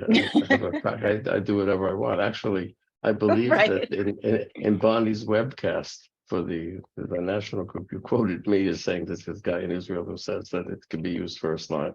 So I'm the one, I can't quote myself. That's the problem. I did. Yes, I did. And it's a funny thing here. People think, they look at me like I'm like a little bit kooky because I say, just common sense. Do I want the drug for epilepsy that causes aplastic anemia, or do I want the drug that I could stop on a dime? I mean, even if I have the worst experience with cannabis, what is the worst experience? And it's interesting. In Israel, there's one of the papers that they published. They talk about how 2 of the kids had psychosis from cannabis, right? Psychosis. But yet the first line drug for all children with autism in the United States anyway is an antipsychotic. And I just think that's so, like, how did they determine that those kids were psychotic on cannabis? Because they were restless, more agitated?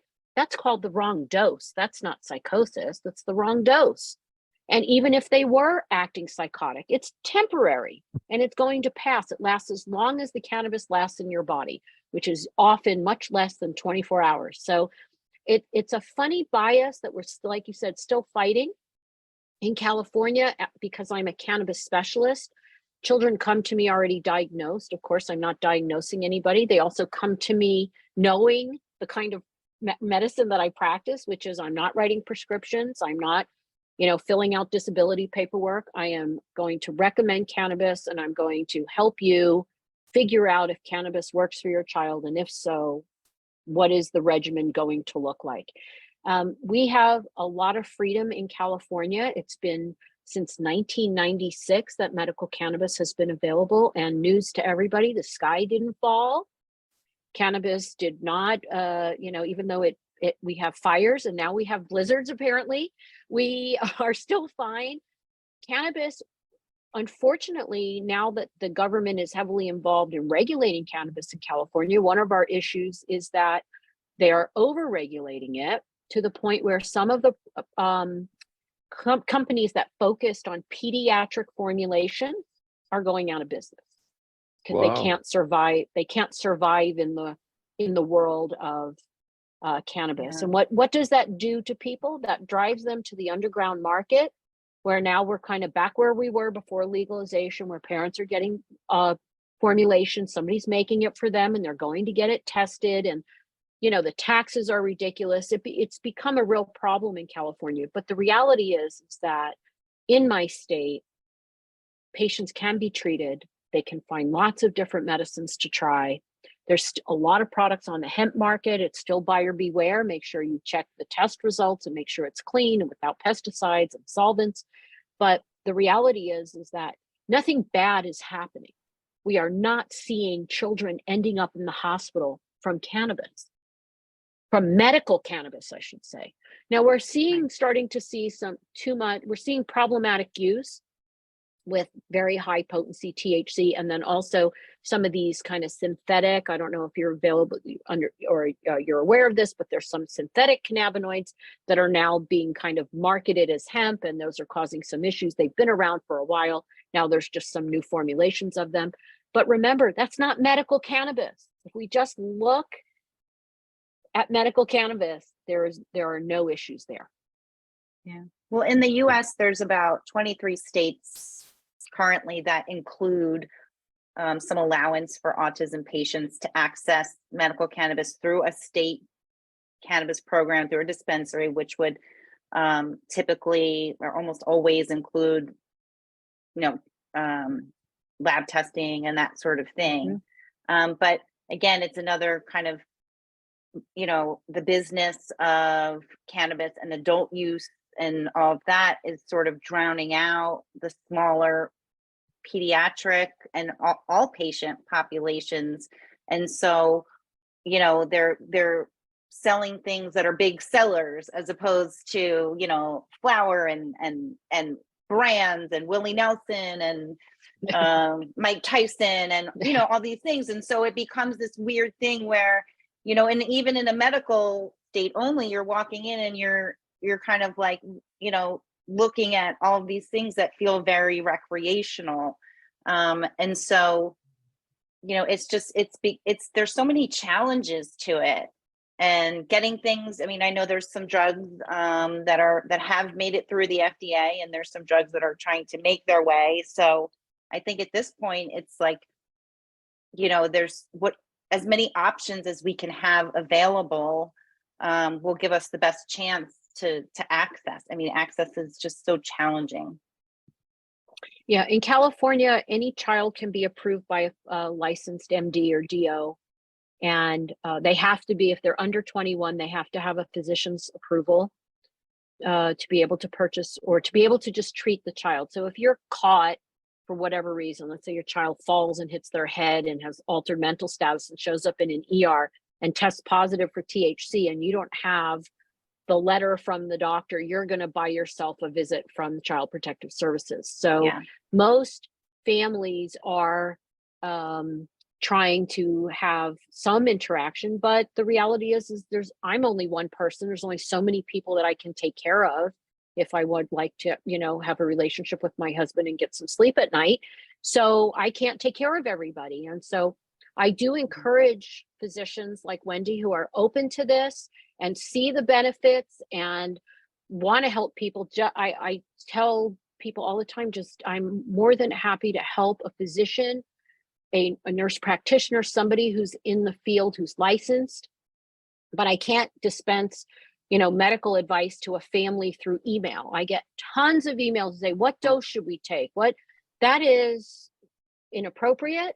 That is me not taking my license seriously. I'm responsible for the advice I give. And so I even tell people in other states who reach out to us, if you get a doctor in your state, I would be more than happy to connect with that doctor, and that doctor is going to be responsible for your care.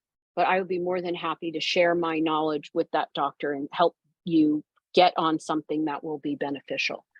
Because it's not proprietary knowledge. I don't have any interest in keeping it to myself. This is something that should be out there. There should be more doctors doing it. I don't know. I find it very rewarding. What about you, Alan? Isn't it an incredibly rewarding way to practice medicine? Oh, I mean, there's nothing even remotely like it. And I was doing autism for 40 years and, sort of tearing my hair out because it was just so painful. And I knew that we didn't really have pharmaceuticals that were appropriate. We had some that were not appropriate, but it was just terribly frustrating. And that's what happened. These women came and they said, "This is my kid. He took it, and now you're going to give it." And the first few families, it wasn't a miracle, but it was a change. you know, I had never seen any change. So any little change to me was absolutely extraordinary. So that's when I realized that this is something that I consider sort of unconscionable not to pay attention to, just because it's not made by a drug company. I mean, we took an oath not to to limit our patients from something that could help them, and here's something that can really help them. And medical practice inhibits it. It does something to keep it away from most of the kids instead of welcoming it. And then, you know, there's lots more to learn and so forth. But oh yeah, I mean, it's there's nothing. You know, the first thing I said when I was doing post trauma with the war heroes, you know, in Israel, because in THC for post trauma was initiated by the government. The government. Why the government? The Ministry of Defense, because the people who went into Lebanon, the last time we went into Lebanon, it was a big disaster, and people, instead of being on the offense, were trapped. And when you're trapped, you get a lot more PTSD. When you're on the offense, it's different because you're less traumatized. So then the soldiers would come back in the late 2000s, and nobody would come to the meetings, you know, yearly, because they were all in jail for cannabis. And so the government figured out this, and why you guys, you weren't, you know, potheads before, you were just regular guys. What are you doing? Trying to sleep? So the government realized, and that's how they initiated in 2009 medical cannabis for post-trauma. And then it went on to when I first saw that, people would say, you know, I was seeing people in the 73 ward who hadn't slept since. And you know, you would give them, and they didn't want to admit that they had post-trauma. They said, but you don't have to admit anything, just smoke and see if it helps you to sleep, and then we'll figure out what it is. And they would come back and say, and the wives would say, oh, you know, I was about to say, I'm at my limit. I can't stand them anymore. And it's just transformed lives. So that was very impressive, but it's more moving with the children than with, you know, we're pediatricians, right? Yeah, we know why we're pediatricians. So, so the truth is that, you know, I just recently decided that I wanted to put into a book what I think primary practitioners in pediatrics need to know about mental health.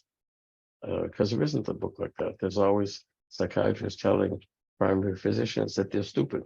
Here's DSM and you don't understand it, send them to us. I don't see that that's helpful. So I wrote this thing, just came out. And what I decided to do was to put in 3 or 4 pages about primary care of autism with CBD. We'll see if I get put in jail for it, but I hope not. I It hope really not. is so. It really is it's so rewarding. And look, what I used to do in the pediatric ER was rewarding too, because children would come in ill, and if you were lucky, you would get them well and send them home or admit them to the hospital and, like, you know, get the antibiotics started, so you know, or make the diagnosis of sepsis and save a life. But you know, this is incredibly rewarding because so many of the patients that come to us are probably considered by the rest of the medical community to be refractory to treatment. And when you are dealing with that population, all of the little things, my child tried pizza for the first time ever instead of eating the same 3 foods over and over. You feel like it's a win for you, you know, you feel like you're finally chipping away and making some headway. So I find it to be an incredibly rewarding type of medicine to practice. And I would hope that there would be some young doctors out there that might hear this and think, wow, maybe this is my path. Maybe this is my pathway. And I still think many of them, because of the stigma, are still afraid, as you mentioned, Wendy. Yeah. And I just want to say that I mean, we've been talking a lot about autism, but I have kids in my practice and I don't treat him, but also my own son has Tourette's. And we have found medical cannabis to be super helpful in ways that other medications have not been, because, you know, if you have the comorbid ADHD and the tics, now you're medicating allopathically with something that causes tics and something that, you know, interferes. So, you know, it's not, I mean, it can be amazing for autism, but there's a lot of other conditions that I think it can also be very helpful for. So I think, it's about keeping an open mind, and, I may not always have a pathway with cannabis, but I do have, well, now I have Bonni, but I do have people, that, so I just can't emphasize enough how important it is for clinicians to be open-minded and thoughtful in how they're treating patients. And some other things that have come up is that you're not just treating the individual, you're treating really the whole family, treating the whole person. And I think what cannabis can do, I mean, it might have some direct impact on the symptoms, but I think it also just makes kids more accessible for therapy, which in and of itself is a huge win, even if it's not directly, and it might have a direct impact, but even if it's just making kids more accessible, I'm just, so grateful that there's people like you guys out there to sort of help research this, help shift stigma, dispel myths, and provide a fund of knowledge that can be really helpful to not just our patients, but a new generation of clinicians. So thank you. Yeah, for sure. So as the founding roundtable group, what would we like to be or find useful as our next steps? So we talked about an algorithm. Something that I may take a stab at is some U.S. federal legislation asks, and I've been working on that sort of quietly. But even like what would we want to see if we could have whatever we wanted from the federal government in the U.S.? I mean, aside from blanket, like under the current Schedule 1, like what would we like to see for pediatric patients? Would it be, that any pediatrician, can recommend or prescribe, what would be good next steps or outcomes, educationally and legislatively? What is the status of CBD without THC in the States?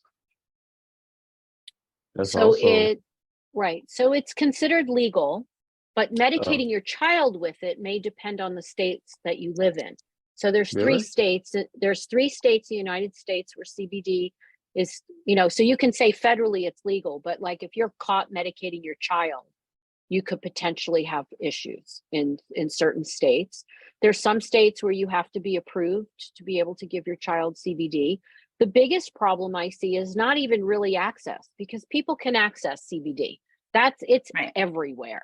There are probably thousands of companies at this point. It is everywhere. And apart from, what I say again, buyer beware, make sure the one that you're getting is tested and safe. But really, to me, the biggest problem, and I hate to say it, is my fellow physicians. They don't want to hear it. They don't want to believe it. They don't want to. And when people say, I don't believe in that, my first thing to say is, it's not a religion. I'm not asking you to believe in something. You went and got a medical degree. You are a scientist at your core. Yes, we all took science classes. We're considered scientists. Can you put the blinders on, leave the stigma and the propaganda out here, put your science glasses on, and look at the science? And then potentially, if you could take one step further, talk to the families of children who are using it. Talk to adults with cancer who are using it. Talk to somebody with multiple sclerosis who's using it. How is it? And a few years ago, I went to a conference where a physician said on the podium, after I gave this big talk about cannabis to a group of legislators, what people say is not evidence. Okay. And I'm sitting there and I'm thinking, then when you give somebody Keppra for their seizure disorder and the parent says the seizure stopped, I guess you don't believe them either? Or is it only you don't believe that it's cannabis, right? And I kind of get a little irritated, if you can see. No, sure. I mean, I think getting fired up is important here. Yeah. But in pediatrics, you rely on the parent's report. If the child has, let's say, low potassium, yes, I can check a blood level and I can look at it. I don't need, the parent's not going to know if it's low potassium or not. So sure, I'm going to rely on a blood test. Okay. But for most of what we do with pediatrics, child wasn't eating, now is eating. I trust the parent. The child wasn't sleeping, now is sleeping. You have to trust the parent. That's what we do in pediatrics. How do we, as a medical community, continue to deny what parents are saying when we now have a body of data in the scientific literature that shows endocannabinoid dysfunction and some clinical trials, mostly from Israel and then some from South America, that show that kids seem to get better on cannabis? And nobody's claiming it's perfect. It's far from perfect. But is it good? Yeah, it's pretty good. And it's safe. So that's my wish, is for the medical community to come around and stop thinking of it as a belief and start looking at the science. So should we Who do start you with think pedi- they're going to accept that from? Or they're not going to accept that? Well, Whose mouth is Well, it? The president? Is it, a government doctor, public health? Who are they going to accept this information from? Erica, I think parents have a big voice. That's why CBD is on the map, because Charlotte Figge's mother said, I am not going to be quiet about this. They sent my kid home to die, and she's alive. She was one of the, now, So remember, I should get fired up again. yes, but it wasn't, and remember that really in the United States, the reason that cannabis became, like in California, was the HIV/AIDS crisis. There were people in San Francisco who were dying of wasting syndrome or HIV wasting. Yeah. And that is why, and there were people like Dennis Perone and Brownie Mary and all these people that got together and said, we don't care if we're breaking the law. We're not going to let our fellow humans, our neighbors, our friends, our brothers, die in pain when there is a plant to help them. And they stepped out of that kind of legal realm and started helping people. And it was right around the time that the endocannabinoid system was being discovered. Think about that, right? 88 to 92 endocannabinoid system discovery, HIV, right around the time I was in medical school, transitioning to residency or internship at that time. And I remember seeing the HIV patients at the VA. It was devastating to me as a young medical student. If there's something that can help people, of course, you're going to go out of your way. But at the time, it was so, such a stigma and so much, it was illegal and people went to jail. Then we have this, it becomes legal in California in 96. Everybody's like, oh yeah, California, a bunch of hippies anyway, right? Kind of weird California. And it doesn't go anywhere until Charlotte Figge, whose mother says, I am not going to let other children. Yep, I'm not going to let other kids die. I'm not going to let other children die. It was a mother. So it has to be, and it's a funny term, grassroots, because it's a little pun there, right? But it kind of has to be, because the medical community is still somewhat shut off. I do think I have heard of physicians who have said to me, I cannot practice cannabis medicine in my practice. I've been told by the powers that be that I can't do it in my practice, and that discourages them. But at the same time, kind of that whole hierarchy, and I don't know what you want to call it, we have to have a breakthrough somewhere. And I think it has to be parents walking into the doctor's office saying, if you don't know about this, I need you to educate yourself, because I want to partner with you. And I need you to be on my team. I need us to be on the same page, right? And again, it's not a belief system. Okay. Giving me some good What about advice the and media? work to do. What about the media? You mentioned something about. It's a great idea, but the problem with the media, I love them. They put stuff out. It's great.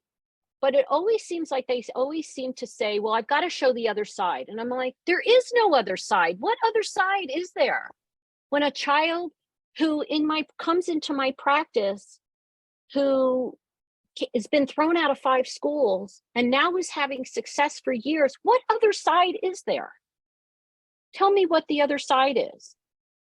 Yeah, That's they do medical, that. that's medical And they like to right. But it's medically sensationalize. supervised cannabis in a very specific kind of condition. If you want to tell the story, then tell the story. You know, even the Sanjay Guptas, they had to show a different side. They had to show the kid who was addicted. Well, was he under medical supervision? That's where that mixing comes in, right? Patients under medical supervision don't abuse cannabis. And to be They're not fair, interested in that. they don't always show the other side, but for some reason they show the other side about this. Do you know what I mean? And I think it just goes That's back to the bias. Like, I think, unfortunately. Yeah, that's true. I mean, we certainly, I can find ways. I have media contacts. Wendy, our friend Erin, is now, I think, in New York. She's a correspondent in New York with one of the big stations. I forget which one. So I told her we were doing this and we were going to talk about it. And so I can certainly look at, you know, trying to get something out there. I think in April, the media stations are typically looking to, it's Autism Awareness Month. They're typically looking to air and looking for stories. So we have that kind of spring coming time on our side right now. And so it's also 420. And I get a lot of It is. media excitement around Right. 420. And I always say, Right. okay, so you're picking a day, but these families are dealing with this every day. People with cancer deal with it every day, right? So why are we like excited about this one day? We need to be excited about cannabis. It's this gift that we should be using as a tool. Understand it, research it, understand who should use it, who shouldn't use it. You know, like it just like we would do with any other medicine, but it's just so hard to undo all of that. I joke around, it's the truth. I got to get people from negative to neutral before I can even get them to positive, to feel positive about it. That's very hard. It's a big mountain to climb.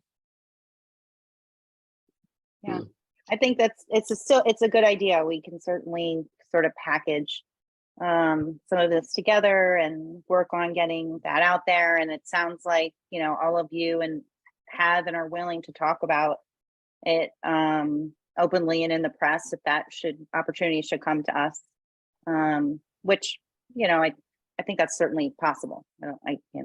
Probable even. And so, yeah, we have that opportunity. Is there anything else? I'm going to be cognizant of everyone's time. You've been so gracious to give so much of your time to this today. Is there anything else that we wanted to add or plan for in the future? Well, I think that my feeling, you know, I'm a psychiatrist, so as we're winding up, we all say how we feel, right? So pediatricians don't do that, but psychiatrists do. So, you know, I don't feel that I've been giving something. I feel like I've been given something because there's a tremendous amount of loneliness. I don't know if the two of you feel that, but, you know, you're there, but you don't, it's hard to find colleagues who would even, you know, I think that Bonni put it very well, that it's hard to go from negative to neutral. And you know, it's a strange feeling to be out there seeing a fact, a simple fact, a very moving fact, a wonderful fact, and it's being erased, you know, canceled or whatever it's called these days. Gaslighting. Yes, right. The war on drugs is the ultimate gaslight. So that I think that I would say, you know, see where you take it, Erica. And you know, it seems to me that what we're talking about is trying to focus on pediatricians. In other words, that seems to be the place where we're looking to make an impact. Maybe primary pediatricians and not so much tertiary pediatricians, and maybe people like Wendy who are developmental pediatricians in developmental centers. My guess is that you need to create a critical mass. My guess is it'll take 3 years. I'm in it if I live for that long, and you know, I think this is it's the beginning of something that, you know, we have to. It's been a long struggle. You know, Bonnie's been in it longer than I have. It's a long struggle. It'll still be a long struggle, but we're here. So that's something that wasn't there before. And, Right. you know, so that's how I feel. Thank you. I appreciate that. And you gave me a thought there. Well, I feel just, I feel that I am lucky to have all of you. And I wish that other children and other families had that same network and that same support. And maybe an idea is each of us, maybe we do regular meetings, and maybe each of us try to bring in another pediatrician, you know, and just sort of grow, and we could make it into a council, you know, we could do it whatever we want with it, and sort of grow it, you know, in that way. That's kind of my thought on it. Well, I have two things to say. So the first is I've seen an incredible evolution since 2008 when I first started in this field. So that gives me a lot of hope. There are certainly many more people accepting of this than before. So as kind of negative as I am about the medical community saying, oh yeah, I don't believe in that, we are still getting person by, you know, here and there. It's really, you know, you think about a group and then you think about individuals. There are individuals like Wendy who are maybe not up to speed on using it in the practice just yet, but are open to it and are ready to do it and are willing to at least have that conversation with the family, which is huge, right? I think that's one of the biggest things you can do for families is to put it out on the table and say, have you thought about this? What are your feelings about this? And I will tell you that as the physician, when they come in and tell me about their interactions with their specialists, one of the biggest things that they appreciate is that a physician said to them, have you thought about medical cannabis? I don't know much about it, but you should take a look. They are so grateful and so happy because they do not want to be at odds. They have respect for their physicians. They admire the physicians, and they want to have that relationship that's open and honest. And when somebody says that to them, it's like they can breathe again. I think that's so important. And then the second thing I'm going to say is, I'm sure you all have heard of Ethan Russo, who is a neurologist and I call him my medical cannabis guru. And then another practitioner from Canada, Caroline McCollum. They wrote an algorithm on how to dose cannabis. They published it in a journal for adults and for like chronic pain and for sleep. So I am going to make an attempt to get something published on how to medicate children for and I'm sure I'm going to get the epilepsy community to want me to do it. So maybe I'll just do it for epilepsy and autism now that I have, you know, so many years experience treating. This is my 10th year treating children. And I think that the data clearly supports, we know if you read the literature on CBD for epilepsy, it is now an acceptable treatment. It's considered if in the data. Now, some doctors it doesn't trickle down yet, but in the scientific literature, it is an acceptable treatment for epilepsy, especially for children for whom other medications haven't worked. And I think for children with autism, because of the limitations that we have, it certainly should be an acceptable treatment. And I do believe it should be first line as well because of its safety profile. So I'm going to make that my project for this year. Thank you. Wendy, I will ask you, maybe you'll collaborate with me and you'll write the part about autism. And then I don't have to write that part. Yeah. Okay. I send a lot of my kids to recommenders. I just don't feel confident myself that I know what, you know, the thought process, not, you know what I mean? So I'd be super flattered and yeah, I would love to do that. And I also would just so appreciate that kind of a resource because I think there are more of us that do want to be recommenders, but we're just not sure how to do it the best way. I can't tell you how many times I've called Erica and been like, so what are you thinking for this patient? You know, and so yeah, and to your point, Dr. Flashman, I'm feeling a lot of gratitude. Like today, I learned a lot from both of you, and I do think, you know, just based on my personal experience, I wish somebody had told, you know, my husband to try it a lot sooner. It worked so much better than the Zofran and all the other medications, and really improves the quality of his life for his last few years. And I can't tell you how grateful I am for that. So. You know, if I could pass that on to other families, I would do it in a heartbeat. Amazing. Sounds like we have a good plan. I'm going to call you We've Bonni. accomplished a lot. It's been recorded, Absolutely. so now. Yeah, I'm. Yeah, yeah. I think Erica can attest. What you see is what you get. So if you reach out to me, I will be there for you. I'm more than happy to help you. If I'm you gonna have pause the patience, recording yep, now if we go yeah, personal. okay.